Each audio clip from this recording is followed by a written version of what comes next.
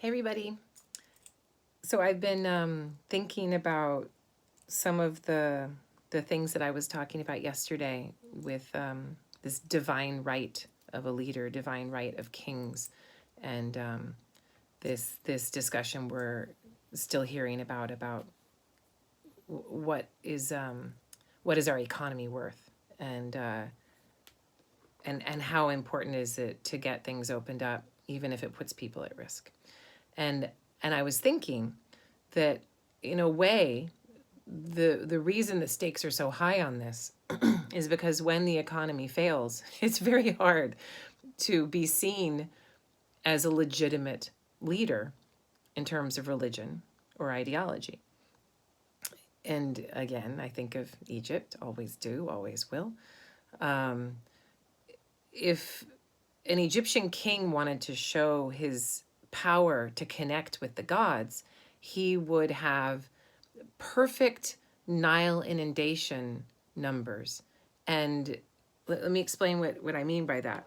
So there's this thing in ancient Egypt called a Nilometer, which is a staircase that goes down to the groundwater level, almost always located in a temple site. It is that ideologically important.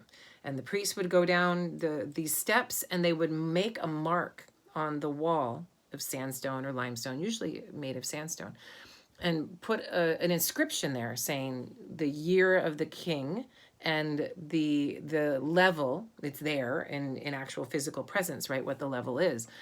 And then you have an idea of what the economic harvest is going to be over the next year. In other words, how bountiful, how wealthy, how rich that king's income is going to be, and more importantly, how that king is interacting with the gods in terms of bringing their favor to the Egyptian people.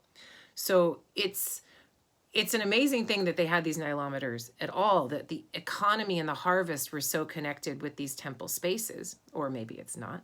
And it's very interesting that these things occurred in such a ritually charged fashion.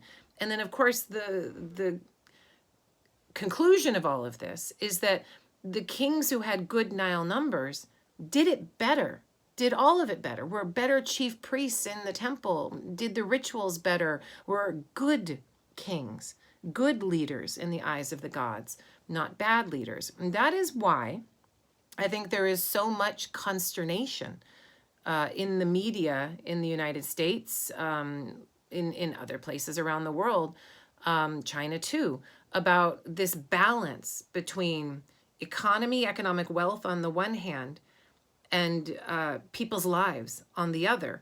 Because a leader knows that without the economy, his leadership will be questioned. It will be ultimately questioned ideologically. Is that leader able to create the mythology, the fiction, the perfection of everything going right? So yeah, if it makes me think, and I just started working on my class for UCLA, this class about divine kingship and the ideology of rule, and trying to make the past relevant to today. That if you become vulnerable as a leader, you're something happens, you've been invaded, or there's an environmental collapse, or a giant pandemic sweeps into your space, for instance. If you become vulnerable, ideology is one of the best things that you can use as a leader to try to keep everything glued together. But it also is the thing that can topple you. So it's a really tricky thing that you have to play here. Ideology is something that you can't prove or disprove. And that includes religious ideology or patriotic state ideology. Just, it is. It's something that is out there in the open, and yet you can easily hide it. You can conceal it in a way. You don't look at the dollar bill and think of it as an ideological document full of a mythology of value that is in a piece of paper that is only there because our rulers give it that value and we all agree to it. There is ideology all around us and we don't necessarily see it. It's ideology, whether religious ideology or state ideology, is a thing that can get people to do what is not necessarily in their own best interest. Very useful thing for a leader to use to get people to bow to his interests. So in ancient Egypt, divine kingship, it used this ideology in all kinds of ways as a linchpin to hold together politics, economics, military systems, to bring that all together, and a kind of glue, a kind of linchpin, a release valve in a way, so that if you get invaded and you have a military problem, or there's a pandemic environmentally, or the economy falters, something's happening politically, there's a coup, something happens that's difficult.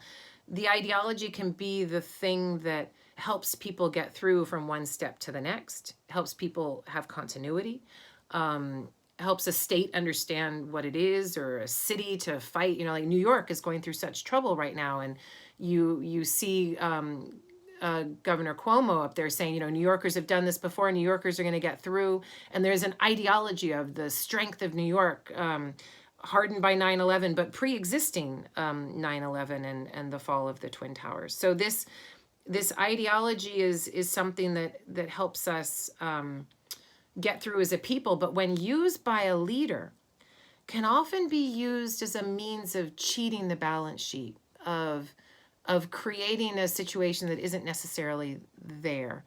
For instance, let's say, and we are going through this horrific economic collapse right now, a strange collapse brought on by a pandemic and everyone needing to shelter in place. But if you can convince people ideologically that maybe there are people to blame for this, using ideology of statehood, even ethnicity, who is American and who is not, who is Chinese and who is not, who is Italian and who is not. And you as a leader could say, I didn't create this problem, it has nothing to do with me, this problem was brought in from the outside, this is something that somebody else did. You may look at that on the surface and be like, oh, okay, yeah, that's a very interesting political point, because, you know, we didn't create this virus and it's brought in by others, and so the leader is not to blame. But it's still ideological, because it is based on a fiction of who belongs and who doesn't, a fiction of who belongs in the state and who doesn't belong in the state, a fiction of inclusiveness for some and exclusion for others.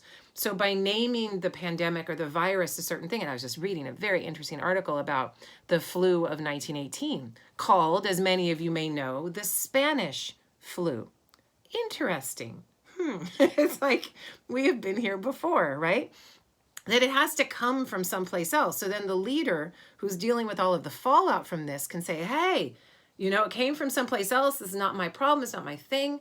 I didn't have anything to do with this. It is the Spanish flu. And you can, I'll post the article. It's pretty interesting that the Spanish were not too thrilled with having this flu called the Spanish flu. And interestingly, the first documented case of this flu by epidemiologists was not in Spain, but I think in the United States. I'll have to check that point, and others who are watching this can correct me there too.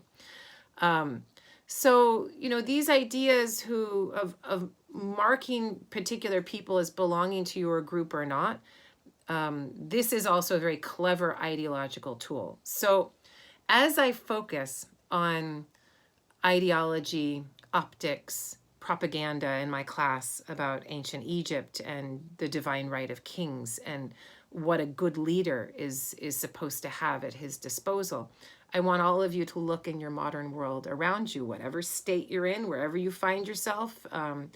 Start looking for those hidden ideologies that we think of as facts or data, but when they're presented in certain ways are much, much more, and something that leaders do to maintain power, to stay in power, and to get people to allow that power to continue.